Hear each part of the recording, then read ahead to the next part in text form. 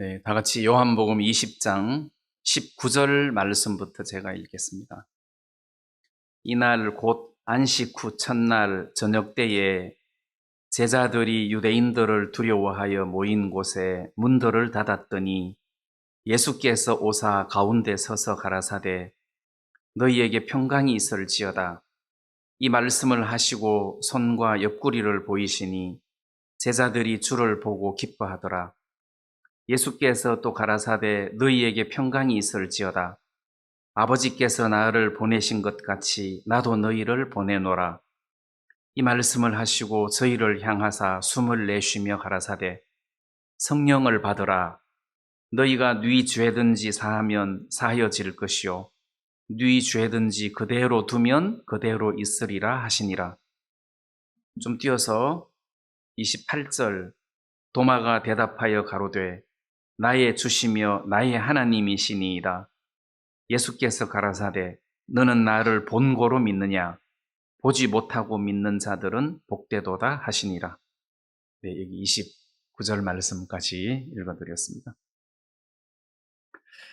예수님께서 부활을 하셨는데 부활하신 첫날 그날 새벽에 막달라 마리아에게 제일 먼저 보이시고 그리고 베드로와 이제 요한이죠. 두 제자에게 이제 보이시고 그리고 오늘 이제 이 요한복음 20장 19절 말씀에 보니까 예수님이 제자들에게 나타나셨는데 지금 이 제자들이 어느 집에 머물러 있었어요. 이제 때는 저녁인데 저녁 무렵에 어느 집에 모여 있었어요. 근데 유대인들을 두려워하여 그 모인 집의 문을 닫았어요. 자, 그러면 우리가 한번 생각을 해 보십시다. 예수님이 잡히시던 밤에 제자들이 다 도망갔어요. 도망간 이유는 뭐겠습니까? 나도 같이 잡혀서 고생을 하거나 죽을지도 모르겠다. 그래서 도망간 거 아니겠어요? 예수님이 잡히시던 밤에 제자들이 다 도망갔어요. 그리고 아마 멀찌감치서 예수님이 이 재판받는 모습, 그 다음에 사형 선고를 받는 모습, 그 다음에 이제 갈보리산까지 따라가서 십자가에 못 박히시는 그런 모습, 이런 것들을 제자들이 다 보았을 거라고 생각합니다. 특히 이제 요한은 십자가 위에 계신 예수님의 음성을 들으면서 네 어머니다 이렇게 하셨으니까 요한은 바로 밑에서 이제 예수님의 십자가를 목도한 사람인데, 자, 그리고 아리마대 요셉이 예수님의 시신을 무덤에다가 장사를 지냈어요. 그리고 그게 금요일이죠. 일요일 날 새벽에 예수님이 부활을 하셨단 말이에요. 그러면 금요일 저녁, 토요일, 그 다음에 일요일, 이 3일 제자들이 얼마나 낙심이 컸겠느냐는 거죠. 제자들이 야, 우리가 따르던 예수님, 나는 그분이 메시아인 줄 알았다. 근데 저렇게 첫자막에 십자가에 못 박혀 돌아가셨으니 야, 진짜 우리는 낙동강 오리알이다. 근데 이제 예수님이 내가 이렇게 고난을 당하고 십자가에 못 박히고 난 이후에 3일 만에 살아나리라고 여러 번 제자들에게 말씀을 해주셨는데 제자들 마음에는 이게 없었어요. 그냥 돌아가신 것만 있지 살아날 거라는 소망이 없었어요. 그래서 소망 없이 이제 그 예수님이 잡히시던 때부터 여기저기 숨어 다니면서 두려운 마음으로 소망 없이 이렇게 살았을 거 아니에요. 근데 오늘 본문의 내용을 보면 부활하신 그날 당일도 낮에는 어디 있었는지 모르겠지만 그날 저녁에 유대인들을 두려워해서 문을 닫고 그 집 안에 있었어요. 자, 그들이 유대인들을 두려워하여 모인 곳에 문을 닫았다 했는데, 유대인들이 왜 두렵냐? 유대인들은 예수님을 이단의 괴수라고 생각해서 이단의 괴수를 죽였으니까 그 잔당들도 씨를 뽑아야 된다 해서 잡으려고 하는 의지를 가졌을 가능성이 있고, 또 두 번째는 예수님이 아침에 부활을 하셨는데 대제사장들이 어떻게 소문을 퍼뜨렸느냐 하면 제자들이 그 시신을 훔쳐갔다 하고 시신을 퍼뜨렸으니까 그 제자들을 잡아야 된다. 이렇게 군인들을 풀어서 제자들을 잡게 했을 수도 있으니까 이런저런 여러 정황으로 봤을 때 이 제자들은 굉장히 두려운 거예요. 자, 그 두려운 상황에서 어느 집에 모였고 문을 닫고 자기들끼리 두려운 가운데서 모여 있었단 말입니다. 그 상황에서 무슨 이야기가 나오겠습니까? 두려워하는 마음으로 다 같이 모였는데 거기서 무슨 소망스러운 이야기가 나오겠습니까? 거기서 무슨 해답이 나오겠습니까? 그냥 절망뿐이고 슬픔뿐이고 두려움뿐인 그 상황이었단 말입니다. 근데 그 상황에 갑자기 예수님이 나타나신 거잖아요. 부활하신 예수님이 나타나신 거잖아요. 문을 닫아놨는데 예수님이 제자들 한가운데 나타나셨어요. 자, 예수님이 나타나셨는데 그 예수님의 모습은 지금 우리가 입고 있는 이 육신의 모습이 아닌 거예요.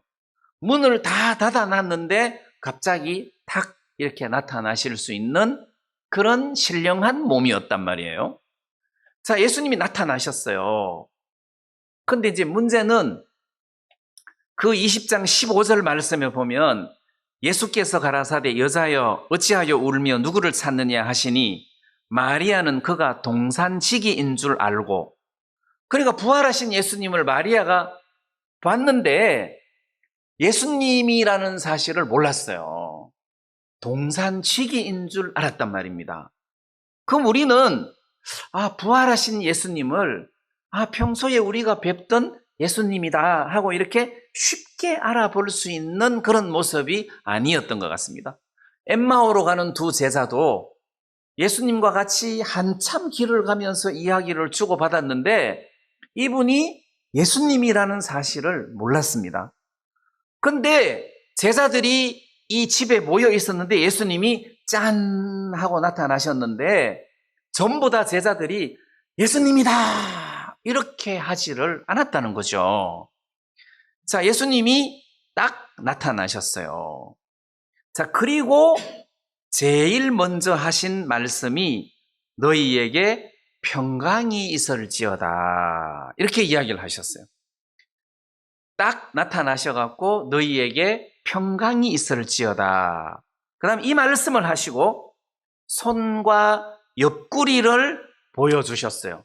이 손을 보여주신 것은 십자가에 못 박힐 때 상처난 그 십자가에 못 박힌 흉터죠. 상처. 그 다음에 옆구리는 로마 군인이 예수님이 죽었냐 안 죽었냐 확인하기 위하여 이렇게 옆구리를 창으로 찔렀는데 그때 만들어진 상처죠. 흉터죠. 자, 그 옆구리하고 못자국을 이렇게 손을 딱 보여줬을 때 제자들이 야, 이분이 바로 예수님이시다. 과연 예수님이 살아나셨구나. 이분이 예수님이시다. 하고 깨닫게 된 거잖아요. 그래서 손과 옆구리를 보이시니 20절에 제자들이 주를 보고 기뻐하더라. 자, 19절 말씀에서 예수께서 그 가운데 나타나셨는데 즉각 기뻐했다고 기록되어 있지 않고 너희에게 평강이 있을지어다 이 말씀을 하시고 손과 옆구리를 보이시니 제자들이 주를 보고 기뻐하더라 이랬단 말입니다. 제가 이 메시지를 여러분들에게 이 사건을 몰라서 제가 이 말씀을 전하는 게 아니고 저도 살다가 보니까 이럴 때가 있다는 거지. 저는 문은 안 닫지만 이불은 덮어 쓸 때가 있거든. 어떤 때는 소망이 없고, 어떤 때는 웃음이 없고, 어떤 때는 길이 없고 막막할 때가 있단 말이에요. 왜? 사람이 살다가 보면 이런 때도 있고 저런 때도 있잖아요. 혹시 오늘 여러분들에게 그런 상황인지는 모르겠지만 두려운 거예요. 너무 슬픈 거예요. 너무 외로운 거예요. 너무 힘든 거예요. 이런 상황에서 우리가 어떻게 기쁨을 회복할 수 있느냐? 길이 없어요. 예수님이 나타나는 수밖에 없어요. 예수님이 그 가운데 나타나시니까 이 제자들 마음속에 두려운 마음이 없어지고 기쁜 마음이 마음에 확 일어나더라는 거죠. 예수님이 계실 때 기쁜 마음이 확 일어나더라는 겁니다.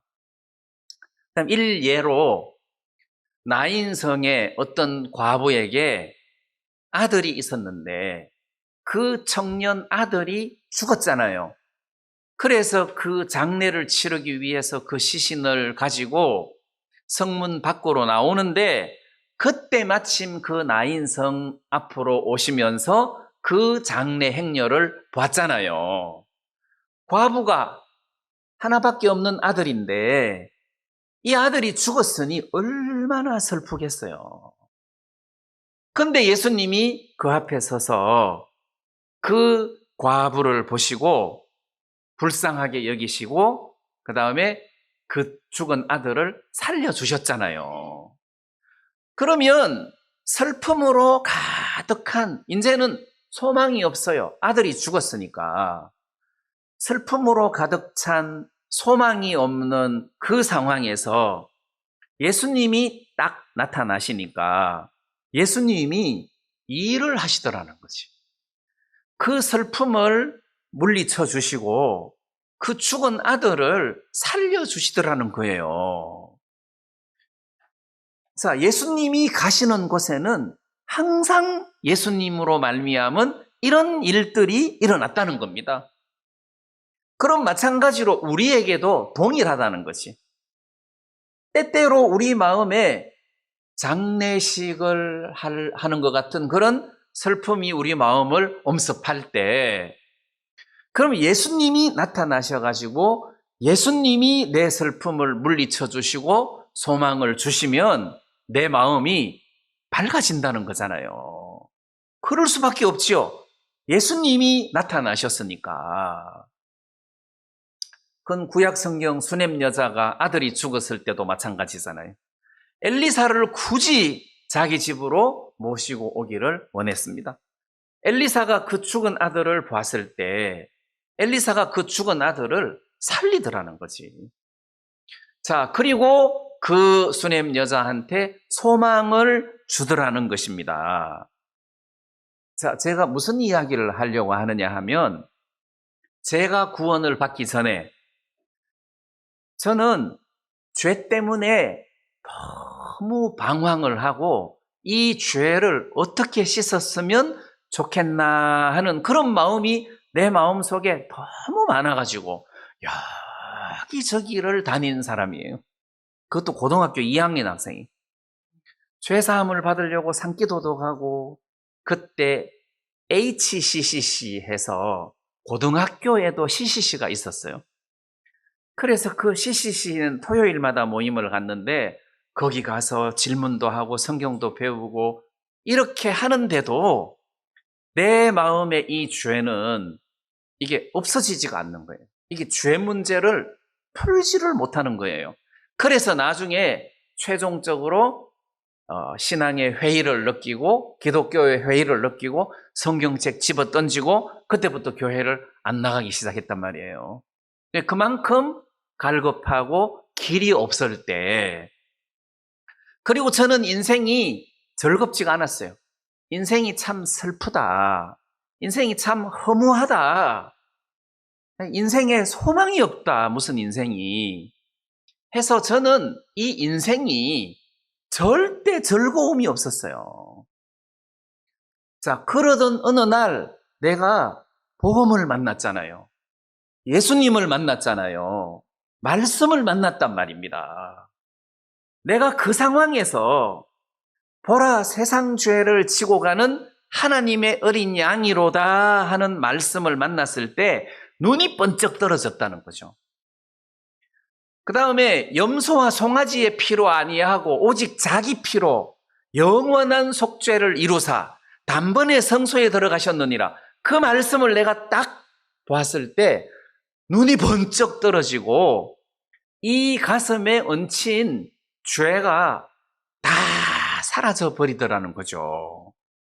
그리고 저희 죄와 저희 불법을 내가 다시 기억지 아니하리라 하시는 말씀을 내가 만났을 때 내 마음에 기쁨이 가득 찼다는 거죠. 내 마음에. 여러분, 우리가 신앙생활을 하면서 이래 하자 저래 하자 이래 하자 저래 하자 그러면은 벌써 그거는 한수 낮아요. 근데 내가 이렇게 복음을 깨닫고 예수님을 딱 만나고 난 다음에는 내 마음에서 이걸 내가 다니는 우리 교회 학생들한테 간증을 해서 이 복음을 전해줘야 되겠다 하는 이 마음이 마음에서 막 올라와서 그 길로 바로 교회를 갔잖아요. 그리고 학생들을 모아놓고 내가 구원을 받았다, 의인을 받았다 그러면 사람들이 할렐루야 하고 막 이럴 줄 알았어요. 근데 완전히 막 대판 싸워버린 거죠. 죄인이다, 의인이다 그러면 대판 싸워버린 거죠. 근데 제 마음속에 예수님 만난 기쁨이 너무 크니까 학교에 가서 친구들한테 또 교회 다니는 친구들이 있으니까 막 간증을 하면서 내가 의인이다 하니까 또 대판 싸우는 거죠. 근데 이 싸움이 1회로 그치는 게 아니라 계속 이어지는 거예요. 말하자면 대토론이죠. 동네 친구들한테 가서 나 이제 죄사함 받았다. 예수님 만났다. 그러니까 또 막 싸우게 되는 거예요. 그렇게 하다가 보니까 내가 성경을 좀 더 배우고 싶다. 내가 이 성경을 좀 배우고 싶다는 마음이 많이 일어나는데 선교학교가 시작된다고 하니까 얼마나 가고 싶겠어요. 누가 빌어서 간 게 아니에요. 하나님이 내 마음에 어떤 일을 할 수 있도록 그 마음을 일으킨다는 거죠. 이 믿음의 세계는 이래라 저래라 그게 아니에요. 이래라 맞아요. 저래라 맞아요. 근데 이래라 저래라 하면 안 되는 것이 마음이 일어나도록 해야 된다는 거죠. 이게 아니구나. 이렇게 하는 것이 좋겠구나 하고 마음이 일어나도록 하나님이 하신다는 거예요. 지금 제자들이 두려움에 사로잡혔는데 두려워하지 말라 이렇게 안 하셨다는 거지. 항상 기뻐해라 이렇게도 안 하셨다는 거지. 평강이 있을지어다 이렇게 말씀하시더란 말이에요. 그래서 여러분들이 어렵고 힘들 때 뭐가 문제냐? 예수님이 나타나시면 그 어렵고 힘든 마음이 다 물러가고 기쁨이 가득하게 생긴다는 겁니다. 그래서 우리에게 문제가 뭡니까? 이 세상을 살아가면서 이 세상의 문제가 뭐겠습니까? 저 대통령을 끌어내리고 다른 대통령을 세워놓으면 무슨 행복이 찾아옵니까? 그래서 형편을 바꾸어야 되는 게 아니라 예수님이 오셔야 된다는 거지. 먼저 내 마음에 예수님이 오셔야 된다. 자, 이거는 구원을 이야기하는 거지만 삶도 마찬가지라는 겁니다. 내가 구원을 받았는데 내 마음에 예수님을 모셨는데 삶 속에서도 마찬가지로 내가 어렵고 힘들 때 예수님이 나타나면 그 예수님이 내 마음에 기쁨을 주고 소망을 준다는 겁니다. 자, 예를 들어서 저는 말씀을 많이 알고 있습니다. 근데 말씀을 많이 알고 있는 그 말씀이 평소에 나에게 힘이 되는 건 아니에요. 내가 알고 있는 그 모든 말씀이 내게 힘이 되는 것이 아니라 어느 날 그 말씀이 믿음으로 화합되어서 내 마음에 착상이 될 때, 그때 그 말씀이 능력으로 나타나서 내 마음에 기쁨을 주고 소망을 준다는 거예요. 이렇게 지식이 아니라 그 지식과 함께 믿음으로 내 마음에 와 닿았을 때 내 마음이 너무너무 기쁘게 된다는 겁니다. 문제가 해결돼서 기쁜 것이 아니라 그 말씀이 내 마음을 기쁘게 만들어 준다는 겁니다. 자, 이런 부분들을 우리가 생각해 볼 필요가 있어요.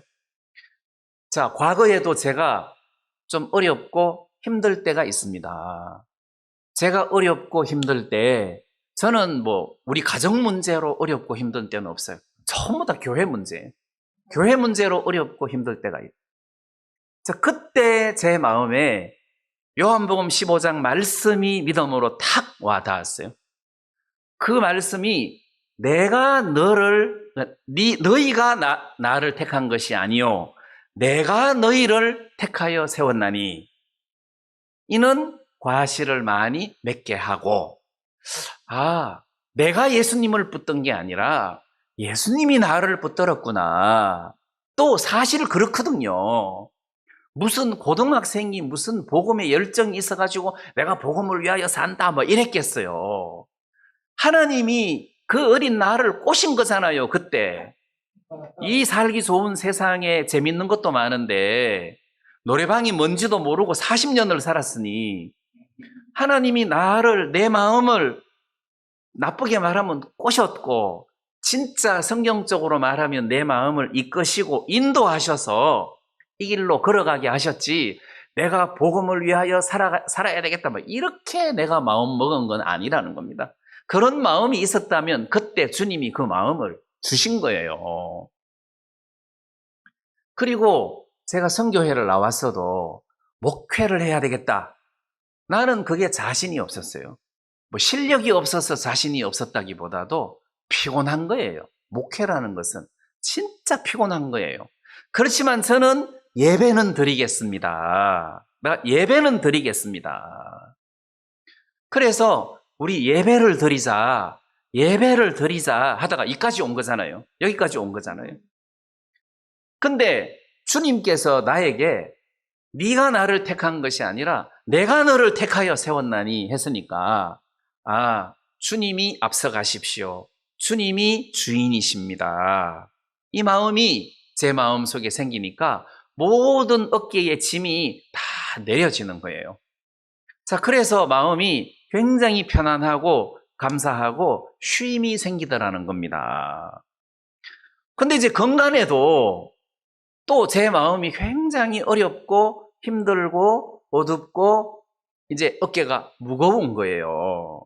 어깨가 무거운 거예요. 그럼 내가 여기서 벗어나야 되는데 어떻게 벗어납니까? 예수님이 오셔야 되는 거잖아요. 문제가 해결돼야 되는 게 아니라 예수님이 해결돼야 되잖아요. 근데 건강에 제가 누가복음 말씀을 읽는데 누가복음 11장 33절을 한번 보십시오. 누가복음 11장 33절에 보니까 누구든지 등불을 켜서 속에나 말 아래 두지 아니하고 등경 위에 두나니 이는 들어가는 자로 그 빛을 보게 하려 함이라. 그 뒤에 말씀이 중요합니다. 34절에 내 몸의 등불은 눈이라. 자, 우리 몸의 등불은 뭐라고 했습니까? 눈이라 했습니다. 눈이 등불이라는 거죠. 내 눈이 성하면 온몸이 밝을 것이요, 네 눈이 나쁘면, 성하지 않으면 네 몸도 어두우리라 이랬단 말이에요. 그래, 내가 요즘 되게 어두운 거라. 왜 어둡습니까? 문제가 많아서 어두운 것이 아니라 네가 눈이 성하지 않아서 어둡다. 네 눈이 성하면 온몸이 밝을 것이다. 내가 이 말씀에 눈이 번쩍 떠였어요. 내가 눈이 성하면 온몸이 밝아지는구나. 이게 눈이 성하다는 말은 난 외의 번역에서는 순전하면 이런 뜻인데 눈이 성한 사람은 물체가 한 개로 보여요. 근데 눈이 선명하지 않는 사람은 두 개로 보인다는 거죠. 그러니까 평소에 눈이 성하지 않는 사람은 예수님이 두 개로 보여. 이것도 예수님이고 이것도 예수님이고 바알도 예수님 같고 하나님도 예수님 같고 이렇게 이제 이게 두 개로 보인다는 겁니다. 이게 재물이 하나님인지 하나님이 하나님인지 이게 두 개로 보인다는 거. 이게 눈이 성하지 않을 때 이게 그 마음이 밝지를 못한 거예요. 그럼 눈이 성한 사람은 예수님만 보인다는 거죠. 예수님만. 그러니까 네가 지금 어디를 보고 있냐? 네가 지금 재물도 보고 예수님도 보고 이것도 귀하고 둘 다 귀하니까 주가 두 개로 보여서 네 몸이 어두워지는 거지. 예수님만 쳐다봐봐. 무슨 문제가 되냐? 아무것도 문제될 게 없어. 너 눈이 성하지 않는 거야. 예수님만 딱 쳐다봐야 돼. 눈이 성한 사람은 예수님이 또렷하게 보인다는 거죠. 그럼 눈이 성하지 않는 사람은 저게 예수인가? 아닌가? 여러분들이나 제가 요즘 이제 연세가 자꾸 들다가 보니까 성경 읽기를 하면 점도 빠뜨려 갖고 이상하게 읽는 사람들이 들어 있어요. 눈이 나빠서 그렇잖아요. 그런 눈은 나빠도 괜찮은데 영적인 눈이 밝아야 되는데 그게 뭔 말이냐 하면은 저게 가짜야 기짜야 이렇게 보이는 게 아니고 또렷하게 보인다는 거죠. 글자가 또렷하게 보이는 게 아니고 예수님이 또렷하게 보인다는 거죠. 예수님이. 무슨 이야기입니까? 내 삶 속에서 예수님이 또렷하게 보이면 걱정할 게 있겠습니까? 없겠습니까? 없습니다. 걱정할 게 없습니다. 예수님이 또렷하게 보이면 아무 문제 될 게 없습니다. 그래서 내 마음에 네 눈이 성하면 온몸이 밝을 것이요. 네가 문제가 있어서 어두운 것이 아니라 눈이 성하지 않기 때문에 네가 어두운 거야. 아멘! 하고 예수님을 똑바로 그러니까 그 말씀을 읽고 내가 눈이 성해야지 이게 아니라 이 누가복음을 읽는 순간 눈이 딱 떨어지더라는 거죠. 초점이 딱 맞아 떨어지더라는 거죠. 이 말씀을 읽는 순간 그렇지 내가 예수님을 봐야지 내가 지금 뭘 보고 있냐. 그래서 우리 눈이 걱정을 본다든지 어두움을 본다든지 문제를 보는 것이 아니고 예수님을 보는 거예요. 그게 눈이 성한 눈이에요. 이스라엘 백성들이 광야에서 놋뱀을 쳐다보지 놋뱀을 또렷하게 쳐다보면 아무리 불뱀들이 많아도 그게 문제가 안 된다고 했잖아요. 그렇다는 것입니다. 그래서 그렇지 우리가 어렵고 힘들 때 문제될 게 없다. 예수님만 딱 나타나면 예수님이 딱 크게 보이면 내 마음에서 어두움이 다 사라진다. 이 문제를 어떻게 해결할 것인가? 그것은 예수님이 책임질 일이지. 자, 그래서 우리 마음 속에서 하나님의 말씀이 우리 마음 속에 흘러 들어올 때 그 말씀이 내 마음 속에 어두움을 물리쳐주고 소망을 주고 힘을 주고 이런 일을 하더라는 것입니다. 자, 그래서 저는 하나님 앞에 이 부분에 대해서 너무 감사하고 여러분들이 인생을 살아가면서 신앙생활을 해가면서 어떤 두려움이 찾아오고 문제가 찾아왔을 때 말씀 앞에서 위로를 받고 그 문제를 풀어야 돼요. 그 말씀이 여러분들 마음속에 쉼을 주고 기쁨을 줄 수 있었으면 좋겠습니다. 이제 그 다음 예수님이 나타나시자마자 제자들에게 너희에게 평강이 있을지어다 이렇게 이야기하시더라는 거지. 너희에게 평강이 있을지어다. 21절에도 예수께서 또 가라사대 너희에게 평강이 있을지어다 두 번 이야기하신 거예요. 나타나자마자 평강이 있을지어다 하시고 손과 옆구리를 보여주시니까 제자들이 보고 기뻐했는데 그때 또 가라사대 너희에게 평강이 있을지어다 이렇게 하시더란 말이에요. 그러면 신앙의 기본은 평강에서 시작하는 겁니다. 평강, 평안, 화평 여기에서 신앙이 시작이 된다는 거예요. 자, 그러면 여러분들이 예배를 드릴 때 평강 없이 예배를 드릴 수 있습니까? 안 되잖아요. 내가 복음을 전하는데 평강이 다 깨졌는데 평화가 다 깨졌는데 복음을 전할 수 있습니까? 안 되잖아요. 그래서 이 평강, 평화, 화평 이거는 신앙생활의 기초예요. 이거는 반드시 필요한 거예요. 자, 그러면 평강이 있을지어다 하시고 21절 중간에 보면 아버지께서 나를 보내신 것 같이 나도 너희를 보내노라. 자, 나도 너희를 보내노라 했으니까 사도지요, 사도. 복음 증거하는 일의 일꾼으로 내가 너희를 보내겠다. 보내노라. 하기 전에 평강을 먼저 주셨다는 거지. 평강이 있을지어다. 자, 여기서 평강 그러면 막 반대로 두려워하거나 예? 두려워하거나 막 좀 부담스러워하거나 뭐 이런 것이 아니고 그야말로 자유예요. 이 평강은 그야말로 자유예요. 그럼 예를 들어서 베드로가 사도행전 12장에 야고보가 죽고 베드로가 옥에 갇혔어요. 이제 그 다음 날 베드로를 잡아 죽이려고 옥에 가두었는데 잠이 오겠습니까? 안 오겠습니까? 안 와야 되잖아요. 근데 베드로가 그때 감옥에서 잠을 깊이 잤단 말입니다. 천사가 쳐서 깨워서 일으킬 정도로 잠을 깊이 잤다는 거죠. 그게 평강이 있다는 소리 아니겠습니까? 네, 저는 그렇게 생각합니다. 잠충이다. 저는 그렇게 생각 안 합니다. 평강이 있었다는 소리예요. 자, 그러면 우리가 어떤 때 문제를 만났을 때 잠을 깊이 자지 못할 때가 있습니까? 없습니까? 있잖아요. 잠이 안 올 때가 있잖아요. 평강이 깨졌다는 소리잖아요. 근데 주님은 우리들에게 평강을 주시면서 사도로 내보내시더라는 거지. 다시 말하면 이 직분은 네가 걱정할 일이 아니다. 그런 의미도 포함된 거예요. 평강이 있을지어다 해놓고 사도로 내보내시더라는 겁니다.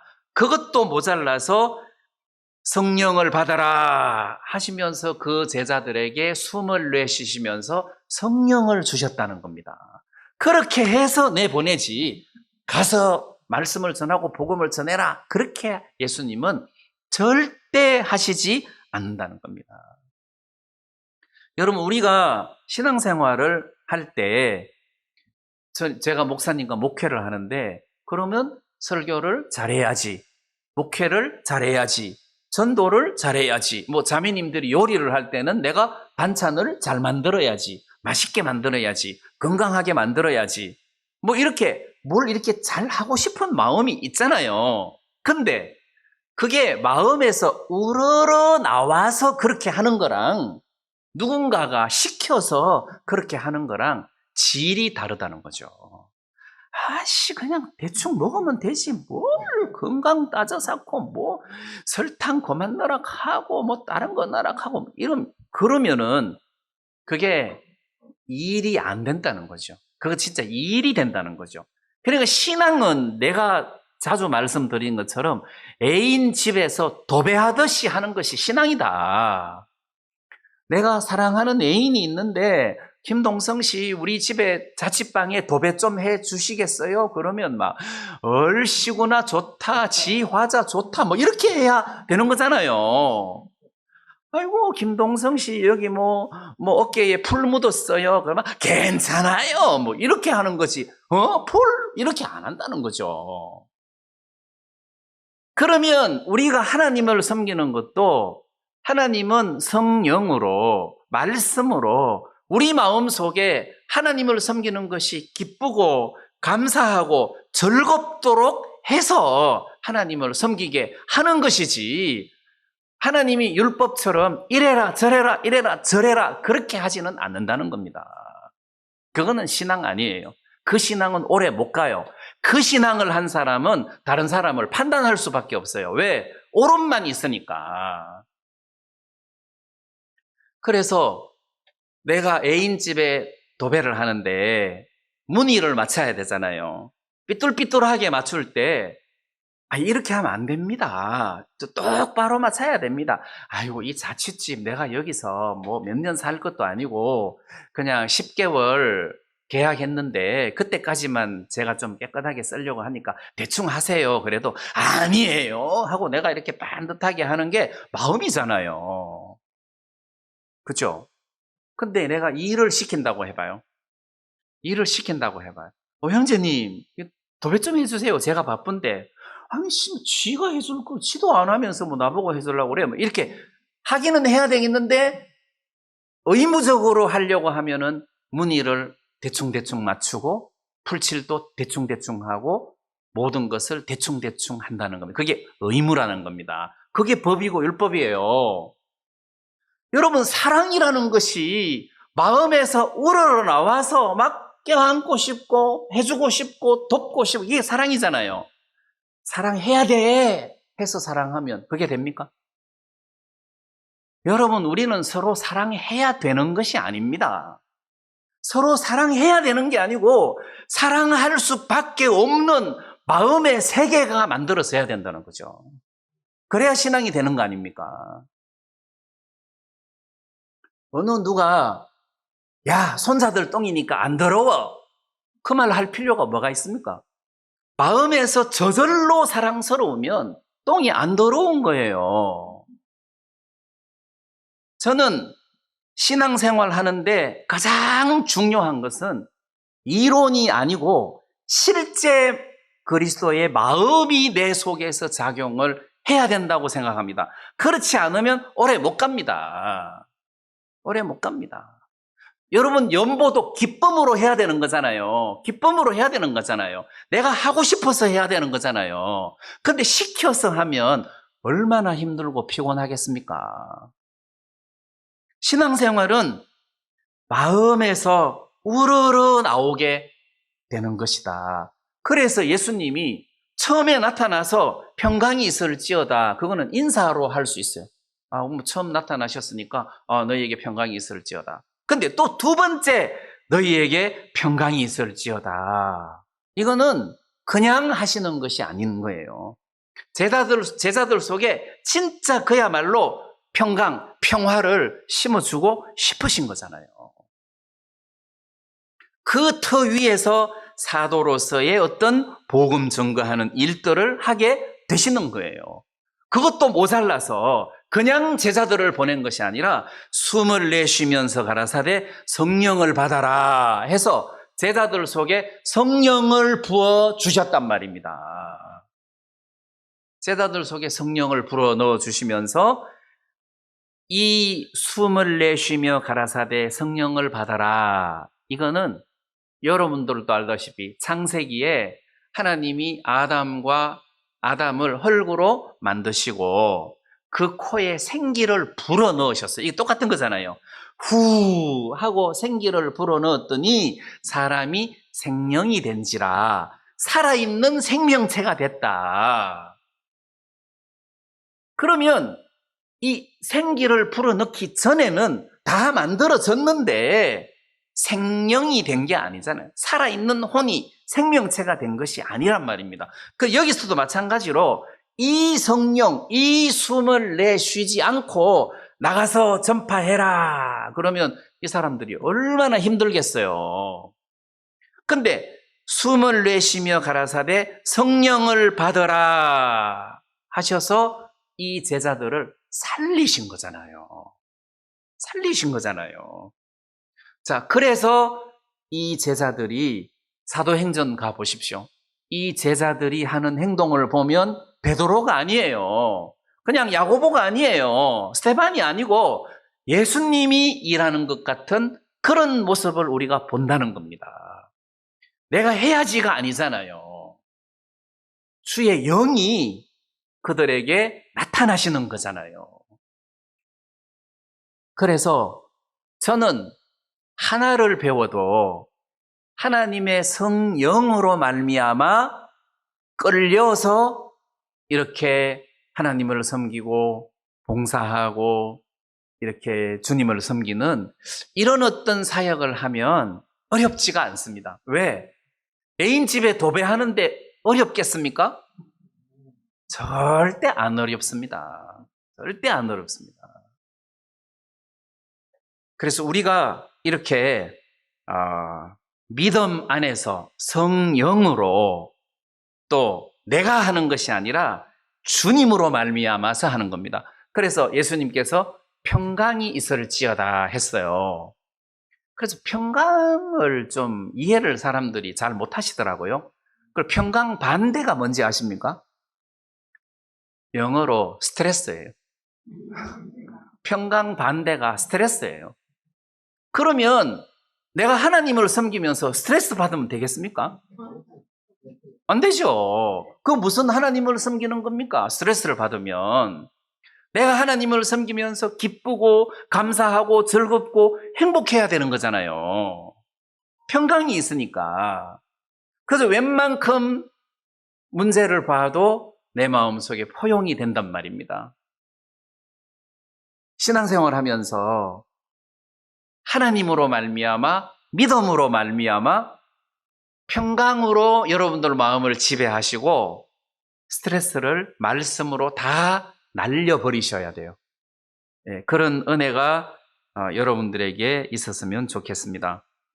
그 다음 저는 20절 말씀에 보면 이 말씀을 하시고 손과 옆구리를 보이시니 제자들이 주를 보고 기뻐하더라.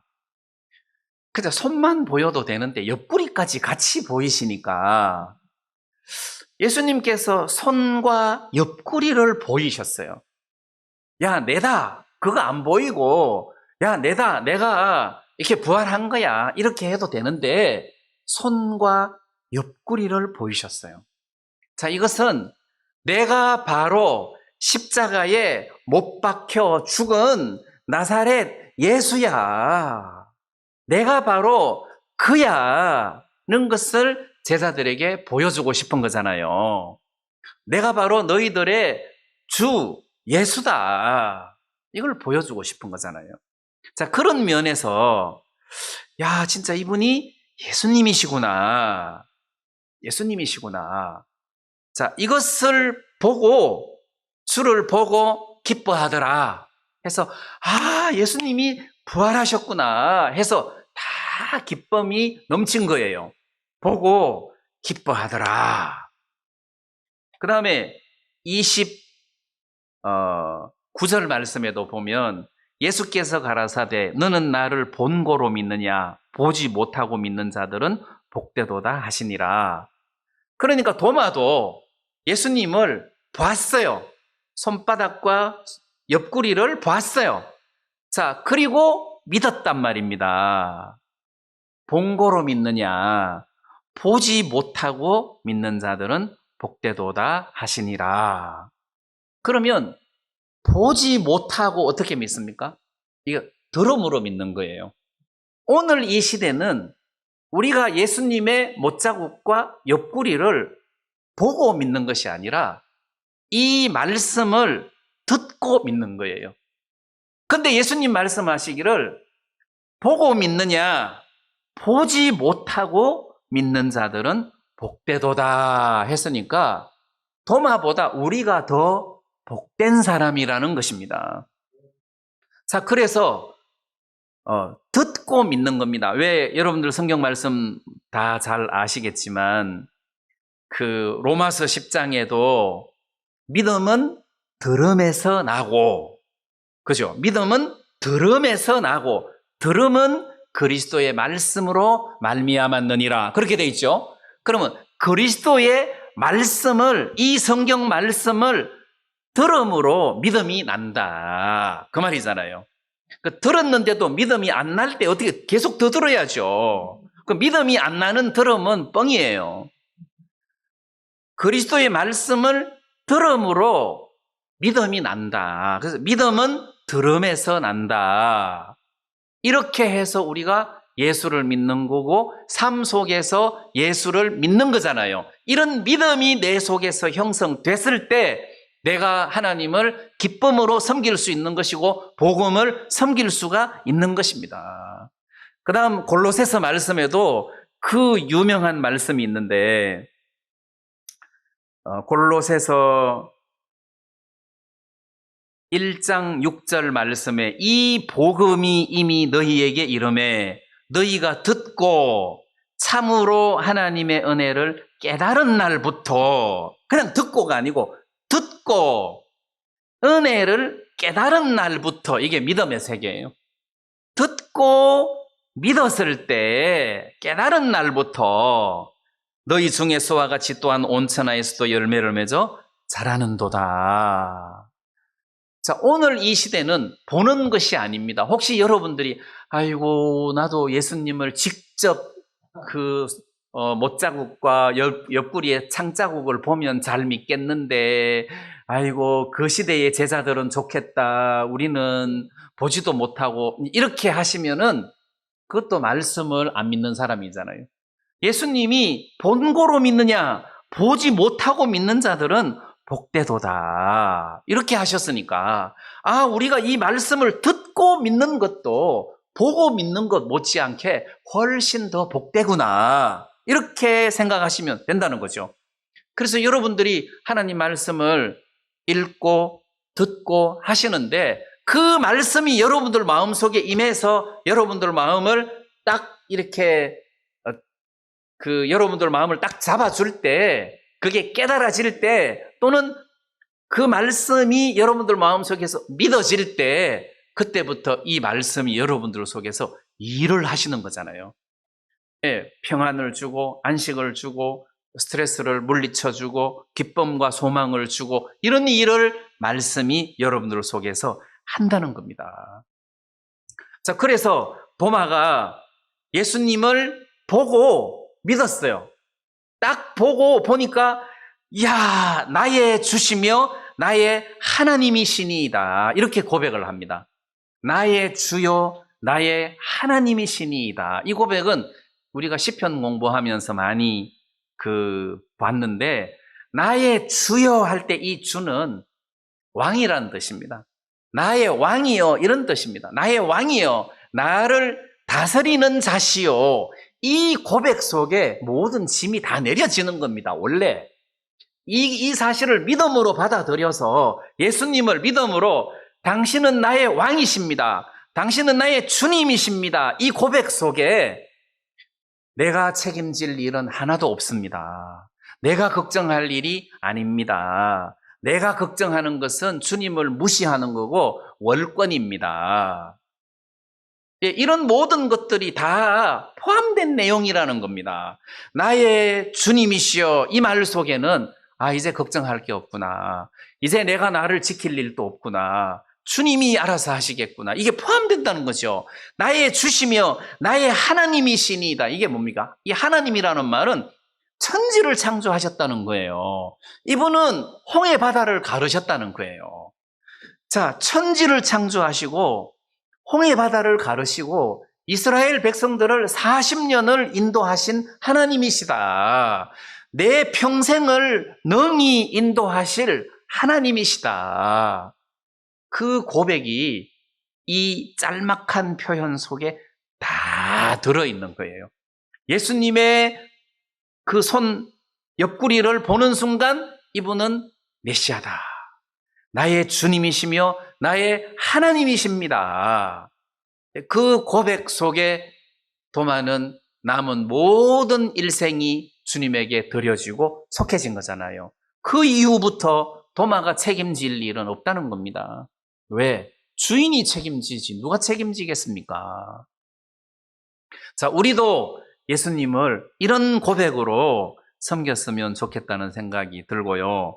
그 다음에 이제 이 손과 옆구리를 보고 우리가 손의 못자국, 옆구리의 창자국, 그걸 보면서 아, 이분이 예수님이구나 하는 것을 알았고, 아, 이분이 과연 부활하셨구나 하는 것을 우리가 알았어요.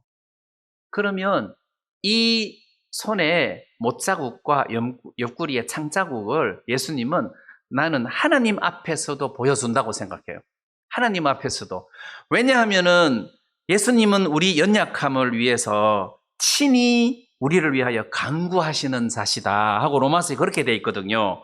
그래서 로마서 8장 34절에 보면 누가 정죄하리요? 죽으실 뿐 아니라 다시 살아나신 이는 그리스도 예수시니 그는 하나님 우편에 계신 자요 우리를 위하여 간구하시는 자신이라 이랬단 말입니다. 우리를 위하여 간구한다. 자, 우리를 위하여 간구한다는 말 속에는 우리가 잘하니까 간구합니까? 아니잖아요. 우리가 못하니까 간구하는 거 아닙니까? 저것 봐라, 저것 봐라. 죄사함 받았다 하는 게 저것 봐라. 이제 이렇게 연약하니까 예수님께서 간구하시는 거잖아요. 그때 저는 예수님께서 하나님 앞에 못자국을 보여줄 것 같아요. 하나님, 못자국을 보십시오. 저 김동성을 보지 말고 못자국을 보십시오. 그래, 못자국 봤다. 좀 지루하다.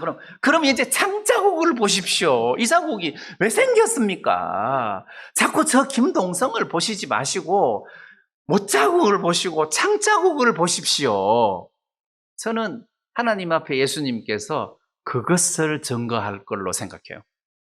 자, 그러면 이 못자국과 창자국은 하나님과 나 사이를 아주 완벽하게 이어줄 수 있는 능력이라는 겁니다. 이 못자국과 창자국이 보통 자국이 아니에요. 이거는. 그래서 하나님도 예수님의 못자국과 손자국을 보면 우리를 향한 분노가 다 사라지는 거 아니에요. 물론 뭐 분노를 안 내시겠지만 그리스도 안에서 그 못자국과 창자국을 보듯이 우리도 신앙생활을 할 때 못자국과 창자국을 보면서 신앙생활을 해야지 나를 보면 신앙생활을 못합니다. 나를 보면 내가 무슨 능력으로 신앙생활을 할 수 있겠습니까? 그래서 나를 보는 신앙이 아닙니다. 신앙은 나를 보는 것이 아니라 못자국을 보고 창자국을 보는 것이 신앙이라는 거예요. 그걸 볼 때 힘이 난다는 거잖아요. 저 손에 못자국과 창자국이 왜 생긴 거냐? 자, 이 정도로 예수님이 못자국과 창자국을 보여주시고 성령을 주시면서 내가 너희들을 보낸다. 이렇게 예수님이 이제 하셨어요. 이렇게 하셨어요. 그럼 제자들이 야호 할렐루야 그러면서 막 충만해가지고 막 그 길로 돌아다니면서 막 복음 전하고 이렇게 해야 될 것 같은데 21장 2절에 보니까 21장 2절 시몬 베드로와 디두모라 하는 도마와 갈릴리 가나 사람 나다나엘과 세베대의 아들들 야고보 요한이죠. 또 다른 제자 둘 도합 7이에요. 있더니 시몬 베드로가 나는 물고기 잡으러 가노라 하매 저희가 우리도 함께 가겠다 하고 나가서 배에 올라서나 이 밤에 아무것도 잡지 못하였더니 그래 이게 지금 뭡니까? 그동안 주님이 이 제자들에게 뭔가를 심어준 그 어떤 영적인 축복 다음에 일어나는 행동은 아니라고 봐야 되잖아요. 그죠? 이게 사도행전 같은 역사가 막 일어나야 되는데 그 7 제자들이 우리는 물고기 잡으러 가노라. 아 나도 해서 다 물고기 잡으러 간 거잖아요. 이런 걸 보면 진짜 이 제자들이 굉장히 연약하다는 사실을 알 수 있는데 그 물고기 밤새도록 한 마리도 못 잡은 그 제자들에게 부활하신 예수님이 21장에 또 나타나셨잖아요.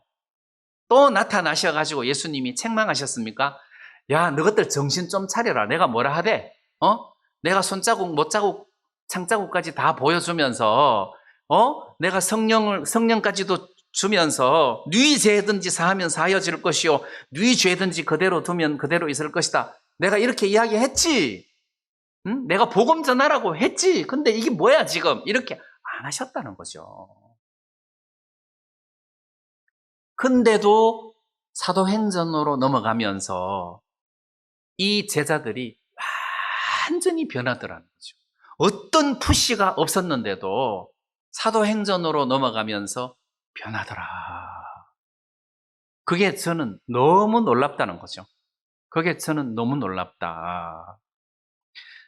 말이 나왔으니까 그렇지, 네 죄든지 사하면 사하여질 것이, 이게 카톨릭 신부처럼 그 고백성사하러 온 사람들한테 네 죄를 사하노라, 그래서 사해지는 걸로 이 말씀을 인용을 해요. 근데 그건 그런 뜻 아니에요. 이건 그런 뜻 아니고, 예수님의 십자가의 보혈로 우리의 모든 죄를 사해 놨는데, 내가 이 복음을 전했을 때 그 사람이 그 사실을 받으면 그 사람의 죄가 사하여진다. 그 내가 복음을 전해서 그 사람의 죄를 사하게 하는데, 그 사람이 받으면 사해지는 거고, 그 사람이 안 받으면 그러면 네 죄는 안 사해진다.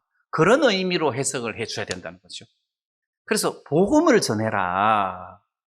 근데 제자들의 21장의 모습은 그렇지를 못하더라.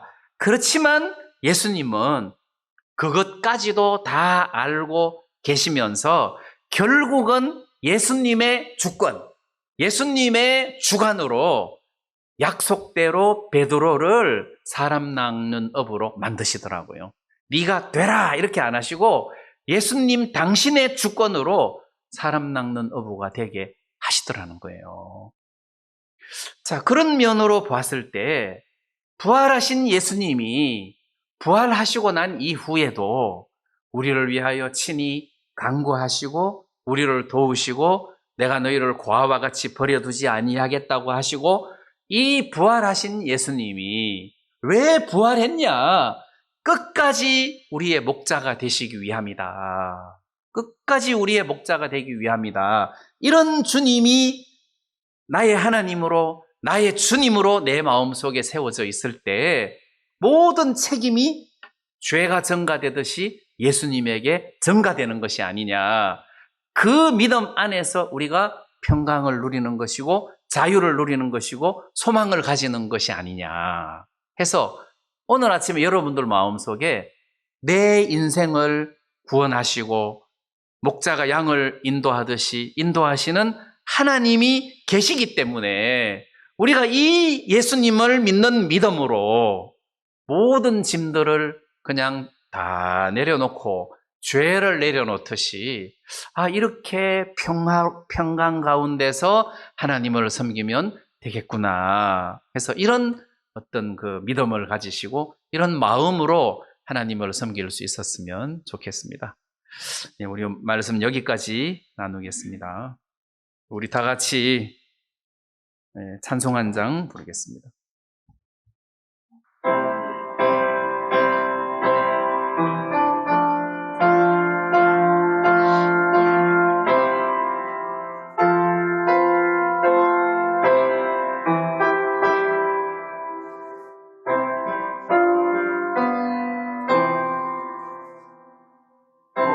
신실하신 주 내 아버지여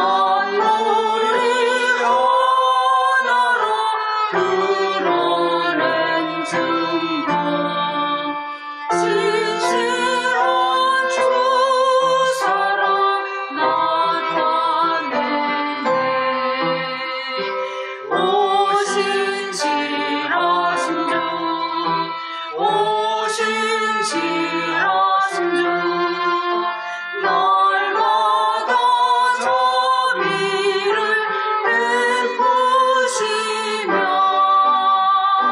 일용할 모든 것 내려주시니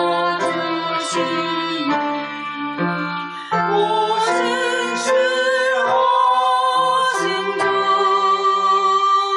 나의 구주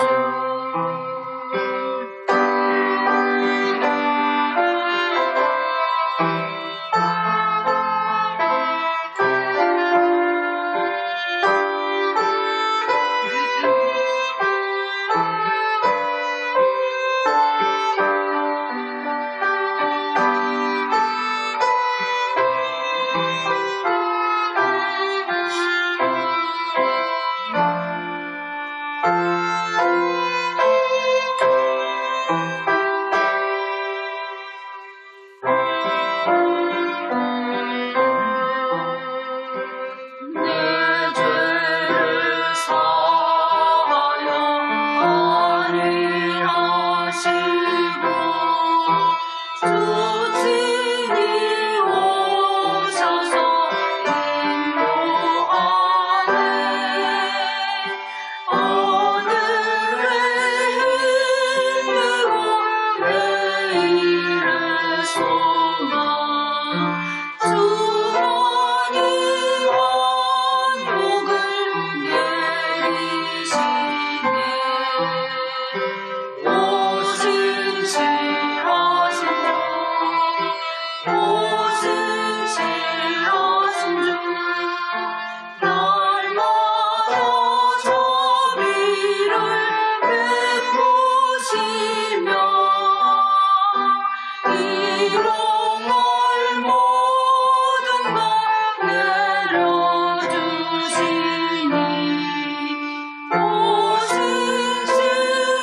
오신실하신 주